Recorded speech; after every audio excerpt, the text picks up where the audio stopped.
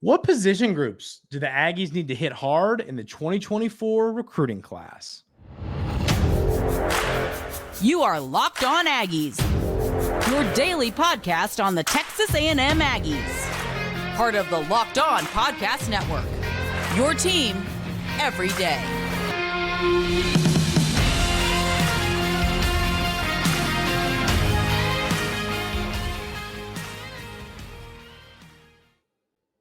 Welcome on in the Locked On Aggies. I'm your host, Andrew Stefaniak. Thanks for making Locked On Aggies your first listen every single day.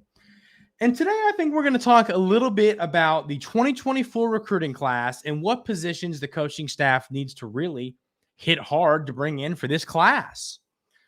You know, to break it down quick, I have listed as positions of need in the middle, positions of depth, and then already got it in the class. That's how I've kind of have it broken down. So positions of need, the first real one here is going to be cornerback. Reason being, you go get some guys like Tony Grimes, Sam McCall. McCall's young, but you go get those guys. You go get DeBerry. You go get some of these transfer portal players, and then, Tariq Chappelle. A lot of these are older guys who don't have a ton of eligibility left. So, of course, what does that mean? You're going to need some young guys to fill in. Now, I know you got guys like Bryce Anderson. You have some cornerbacks on roster, but at the end of the day, I think people get so linear when they look at recruiting and they say, well, we have Evan Stewart and he's a sophomore, so he's going to be here another year. You have to look at it more long-term than that. And that's what I always find myself struggling is like, it's like you're managing a fantasy football team or a professional team. You always have to make sure you got people flowing in, flowing out. The transfer portal's made it different, but like cornerback, I think that's a great first position to break down because it's a position where, frankly, you have to land commits. You don't currently have a cornerback commit. You have a safety commit. We'll get to that in a minute. But with the commits you have, the 1, 2, 3, 4, 5, 6, 7 commits at the time of the recording in the 2024 class, you don't have any cornerbacks, and it's going to be a position that you want to hit hard throughout the recruiting cycle. And the Aggies are after some talented cornerbacks. I'm not concerned about them landing the guys they want. It's just a position Coach Fisher and company needs to hammer down hard. Next position, and this is a big one. I've seen comments on this position, so many comments. Oh, speaking of a little side note, we are going to do mailbag today. I got enough questions to do a couple segments of mailbag, a couple on Twitter, a couple on YouTube comments. So we're going to do that for segments 2 and 3. I just wanted to let everybody know that because I've been talking about it. Didn't want you all to think I'd forgotten about it. So linebacker, but the reason I bring it up is because I've been seeing so many comments, not really on my stuff, but more on like just Aggie Twitter spots and different stuff like that. Linebacker room, it needs some depth. You brought in the Jackson State linebacker transfer. You bring in some different, you bring him in, but you look at the 2023 recruiting class, it wasn't hit very hard. 2024, you have one guy in Tristan Jernigan, but it's a position, you're going to need to ensure. I've seen those comments everywhere. We need linebackers, need depth, need transfer portal guys. So linebacker is definitely a position that I think the coaching staff needs to begin to hit hard. Because I think what happens in recruiting is you overlook a position for 10 minutes. I mean, just for a couple, one, and then, oh, wow, it's 2025 and we have no linebackers. We have to get guys from the portal. And now, luckily, in the new style of college football, the transfer portal is such a big help to teams like Texas A&M. Ole Miss uses it well, because it helps you bring in talent that maybe you didn't recruit well in high school. But one thing you'll notice is teams like Clemson, and I know Clemson hasn't been great these last couple of years, but Clemson and, some of these other schools that don't use the portal as much as others are just succeeding because they recruit well out of high school. So I think that is going to be key here with the wide receiver position. Next is the wide receiver room. So Evan Stewart is obviously at the time of this recording is going into his sophomore season. He's going to play his sophomore season. He's going to play his junior season, and then he's going to be playing on Sundays. I don't think there's nothing that can change my mind on that. So, then you got Muhammad and Anais Smith, two guys that aren't going to be around much longer. Smith was already considering going pro and decided to come back for one more year. Muhammad, I don't see him sticking around much longer. So Now you got Noah Thomas and Stewart, who are going to be around a little bit longer, but you need depth. You already have one commit in the 2024 class at the wide receiver position. That is DeBron Gatling. And frankly, we talked about this with Brian when he was on talking recruiting the other day. This guy's tape is awesome. Truly, the tape is unreal. He's a player that you can list him as a 3-star. And I talked yesterday when we were talking about their most recent quarterback commit that I get too focused on stars at times. Gatling is going to be a star, I believe, when he gets on campus at College Station. I think he's a player that is going to come in and shine. I'm not concerned about him. I'm not concerned about him being a 3-star. But still, that's one receiver. Positions like this, you need to bring in a couple of guys. And like I said, I'm not out here saying that I'm concerned about landing these positions. That's not at all my argument. All I'm saying is these are the positions the coaching staff definitely needs to focus on when they're hitting the recruiting trail for the 2024 class. So wide receiver is another one I'd list as a position of need. Tight end is kind of in the middle because you've got some young guys. You've got Donovan Green, Max Wright's an older guy, but you've got a mix of veterans and young guys. Now, the other thing I need to preface when talking about this is you still have to bring guys in. And I've said this a little bit, but just because you have a couple young tight ends and a couple old tight ends, it doesn't matter. You have to bring in talent every single season. You don't currently have a tight end committed. It's a position I consider in the middle just because you do have a stable of young tight ends, but you still have to bring one in. It just doesn't need to be like, okay, we need to get 2 tight ends this cycle. We need to get 3 tight ends this cycle. We might just need to get 1 since you already have a handful of guys already on the roster. But tight end's a position in the middle. I've seen a lot of recruiting, and we'll talk with Brian more about recruiting on a week-to-week basis. There's a couple tight ends I've seen the Aggies going hard after. We'll discuss some of that next week when Brian's back on the show. Of depth, the first one's defensive line. A lot of young guys up front. A lot of you got Hicks coming in. A lot of young guys, and then guys, the 2022 class guys. So it's a position. You can add depth to it, of course, and you should. I mean, you already got Dalen Evans coming in, who I'm really excited about. We were a little concerned about him flipping, but then yesterday, Miles O'Neill commits quarterback, and Dalen Evans is tweeting gig 'em. So I'm starting to feel better about him sticking around. And Brian prefaced that a little bit as well. So the defensive line, I think, is pretty well set up. That's why I put it as a position of depth. You just want to add some depth guys. It wouldn't hurt my feelings if you bring in a couple more guys. By all means. I mean, do not, bring in another defensive lineman or 2. It's a position that historically you've succeeded at on the recruiting trail. I don't foresee it being an issue. So go get some guys, go get some more 2024 recruits to bolster up that defensive line, because it's a position that, frankly, you can sell well because you've recruited well over the years, some talented players. Offensive line is the next position. This is another position you could have thrown this in the middle like I did tight ends, or position of depth, because you've got a lot of young talent. There's, you got Naboo, and then Bestoinis. I can never pronounce his name, but the freshman tight end who's been great so far this, and he's going to be a depth piece this year, but I think is going to be a role player very quickly on their Texas A&M career.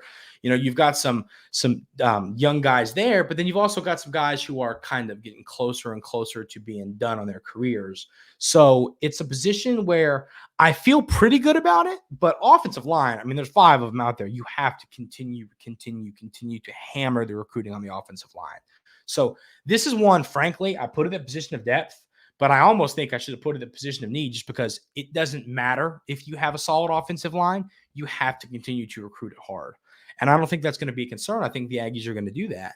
But, like I said, offensive line is a great example because it's so crucial to a team and to a game. You get behind one recruiting cycle on the offensive line, and you're done for. Your offensive line is like Swiss cheese. So it's something you have to make sure you get ahead of on this defensive line. You have to recruit it well, and you have to recruit it often, early, forever, and always. So that's one thing I think that they need to focus on, is getting those guys. But I do feel good about the position as a whole going forward. Running back is another one I put in position of depth because Le'Veon Moss, Amari Daniels, and Ruben Owens are all guys that I believe are going to be around for a while. I don't think they're going anywhere soon, except for maybe Ruben Owens, but he would still have this season, next season, and the following season before he would inevitably leave for the NFL. So Running back is the same. You're going to have to bring in running backs no matter what, every single cycle. But at the end of the day, it's a position that I'm not too terribly concerned about because I feel pretty good about it going forward.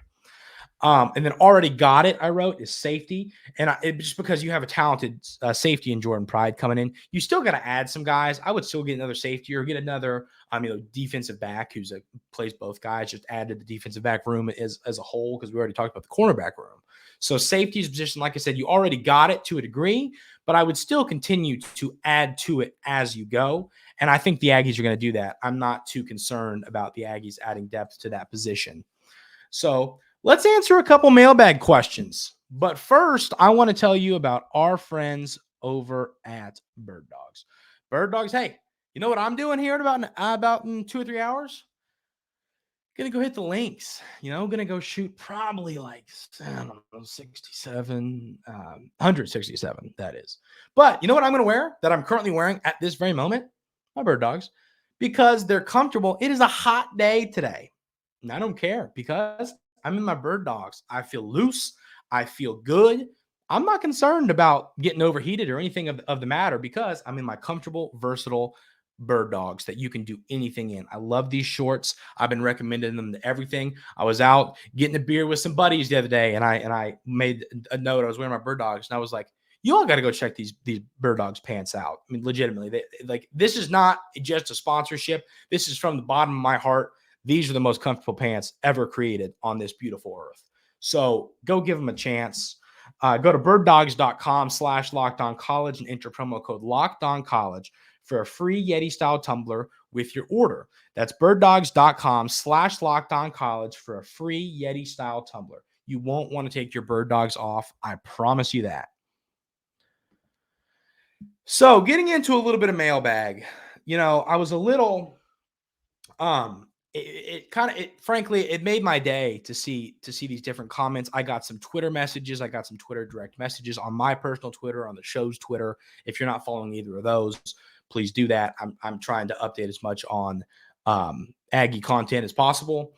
And it was a good moment for me to see people asking questions. It made me feel good. It makes it I'm glad. It made me happy that I can bring you all this content on a day-to-day basis. Truly, I'm blessed, and I'm glad to be able to do this every day for you all. So the first question I got, and it was kind of a two-parter. I actually got this one yesterday. Was it's two questions, but kind of wrapped into one. What games am I most excited for in 2023? And then now that we know the 2024 schedule, what games am I most excited for in 2024? So to start off here, the games I'm most excited for in 2023, it would be really easy to say Tennessee, Alabama, and LSU, just because those are the three hardest games on the schedule, in my opinion. But for me, and I'm going to be honest, I put four. Normally when someone asks me what games, I think three. I did four on this one. So I got Miami, Alabama, Tennessee, and Ole Miss. Reason I have these games, the Miami game, the reason I have it there is just because it's so early in the season that it's just going to be fun. That's going to be you open your season, you beat the crap out of New Mexico, and then you get ready for your second game, which is, of course, Miami. And then the exciting part about that is it's the second game of the season. It's still early on into football season. You're still, getting used to it. And it's just exciting because you get to look forward to a game so early on in the season. And I think that's a fun thing for me. I always like it when you play a good team early on. Like, I'm pretty sure the Notre Dame game, which we'll talk about here in a minute, foreshadowing, is early in the season. And those are the fun games. You don't know what you got yet. You don't know what your team is yet, but you're playing a dang good football team. Those are the games that are fun to me. And then Alabama, Tennessee, they're just going to be good ball games. Alabama game, of course, is in Kyle Field. Tennessee game is in Neyland, in Knoxville, of course. Those games I'm looking forward to just because I think they're going to make or break this season. I think those games, the difference in 8 to 9 wins or 9 to 10 wins for those who think that's possible, like myself. Those two games are crucial. I've made it very clear you have to win one of those games. The LSU game, I've been very candid. I don't feel good about that game. So of the three hardest games on the schedule being Alabama, Tennessee, and LSU, I think if you're going to win one, I think your better chance is Alabama or Tennessee, just because as I prefaced, I'm a little bit down on Bama. Tennessee, I don't know if I'm drinking the Kool-Aid on Tennessee yet. We'll just have to see that we'll just have to see how that kind of pans out. So, and I think they're going to be good. I think, I think you have a good year and it's like, oh my goodness. So we'll see there. I might get roasted for that, and that's fine. The last game I have here is the Ole Miss game. That one I'm looking forward to just because, frankly, I'm looking forward to that game just because it's a game where I think we're going to go and beat them. I've been open about that. I'm not high on Ole Miss, and I think the Aggies are going to go win that football game. I think they're indecisive in their quarterback room. I think it's a lot of players that don't really know each other because you bring in a handful of transfer portal guys. I think putting that all together and making it work is hard. I know Kiffin has succeeded at it in the past, but as I've said, I'm just not crazy high on Ole Miss this year, and I think the Aggies are going to win that game. 2024, it is the three hardest games on the schedule, to be brutally honest. It's Texas, Notre Dame, and LSU. Of course, all three of those games are at home, and that's one of the reasons I'm so excited is you get 3 games at home, 3 biggest games of the year at home. You get Texas is coming to your place for the first time since the Aggies joined the SEC. I mean, I was too excited to even record yesterday, and of course, I did. But I was talking about how excited I was for this Texas game because I am. It's going to be fun. It's going to be a fun ball game. It's going to be a good football game, and I think it could be the make or break game for the Aggies. I really do. I mean, all 3 of these games in general. The Notre Dame game, I think it's a fun one just because it's a weird one. Notre Dame, Texas A&M. It's going to be an interesting game. I'm looking forward to that. That's going to be a fun one at your place too. And then LSU at home, another game that I'm looking forward to. All these games at Kyle Field, I'm going to have to get down for one of those ball games. I have to. I just have to. I'm too excited to not come down for one of those games. But, my thought there kind of is this. It's this season. I love the schedule the Aggies got. That was what we talked about on yesterday's episode. I love the schedule. I think the Aggies got handed a great schedule, one of the best in the SEC. I've seen a little bit of conflicting opinions on that. Some agree with me, and some still agree they got one of the better ones, but not the best ones. I argued they might have gotten the best draw. So these 3 games, I've said all 3 of them at home. I almost feel good writing down that you're going to win one of those games. If you win one of those games, I think 10-2 is on the table. I do. I'm not high on Auburn and Florida. Those are your 2 bigger away games. South Carolina too, but I'm not high on those teams. I think if you take care of business against one of those teams, Notre Dame, Texas, LSU, I think 10 wins is on the table, especially if Wegman and Stewart and all these Walter Nolan, all these players develop into what we think they can be. If that happens, I think 10-2 is seriously on the table for the Aggies in 2024. My next question here is my stance on Jimbo. I've gotten that one a lot. And this is going to be quick because we got to move on to the third segment. But my stance on it is I think Jimbo needs to have a good season. I think he'll skate by with 7 wins, 8 wins, 9 wins. He's fine. I think he'd skate by with 7 wins. But I think if he won 6 games, I do think they might make the move. I think he did a good job bringing on Petrino. I love that hire. I've talked a lot about that. A lot of people disagree with me on that, which is okay. But I love that hire personally. And I think Jimbo's going to have a good year. I think the Aggies are going to have a good year. And I think he's going to make the fan base feel a lot better about him as the head man in College Station. So that's my stance on Jimbo. But I do think, I think he's on thin ice. And I think if you keep losing football games, it's harder and harder to land recruits. So I do think that, you got to start winning football games. And I think Jimbo's going to do that. Let's talk about some guys who I think are sleepers for next season. Yeah, my next couple of mailbag questions, it was offensive MVP, defensive MVP. And at first I kind of thought, well, offensive MVP, defensive MVP, I feel like that's too of an easy question. Like I would feel pretty confident saying it's going to be Stewart or maybe Wegman or, I know there's lots of options, but those would be the common answers. So I changed the question on my own from MVP to sleeper, to biggest sleeper of the year. And for offense, the defensive one is not very bold. The offensive one, I think, is a little bold. I'm going to go Donovan Green. Donovan Green, not a great blocker. He's more of a pass catching tight end. I do think Max Wright is going to be on the field more just because he is a better blocker and he can still catch the football. But I think Donovan Green is going to be a weapon for this offense, that he's able to come in and, catch in the red zone and catch some touchdowns. I love that frame. I think he can have a season that surprises some people and frankly helps the Aggies on offense. I think, you can use him as a receiver if need be. I think there's a lot you can do with him and his frame that makes this football team better. So that's my real deep sleeper. I think Donovan Green is a guy who, in all seriousness, could develop into a stud this year and could have a great season for the Aggies this year. Defensive MVP, this is the one. I still put it as sleeper. I don't know if I call this a sleeper, but I'm going Walter Nolan.